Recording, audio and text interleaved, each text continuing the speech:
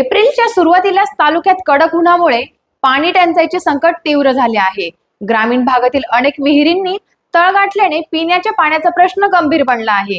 गावागावात महिलांना डोक्यावर हंडी घेऊन लांबवर पाठपीट करावी लागत असून दिवसाची सुरुवातच पाण्याच्या शोधाने होत आहे। जनावरांसाठी पाणी, चाऱ्याची टंचाई जाणवू लागली आहे। यावर्षी पाऊस चांगला होऊनही भूजल पातळी घसरल्याने परिस्थिती चिंताजनक बनली आहे। टँकरद्वारे पाणी पुरवठा करण्यासाठी तहसील प्रशासनाकडे मागण्या वाढल्या आहेत। गावातील ओस पडलेले विहिरी, कोरडी पडलेली शिवारं आणि उन्हाच्या झळा यामुळे खेड्यातील जीवन अधिकच कठीण बनलं आहे। प्रशासनाने तातडीने पाणी पुरवठा नियोजन करून टँकर मंजूर करावेत अशी मागणी नागरिकांकडून होत आहे। टाइम्स ऑफ महाराष्ट्र न्यूज साठी गेवराई प्रतिनिधी विष्णू गायकवाड यांचा रिपोर्ट।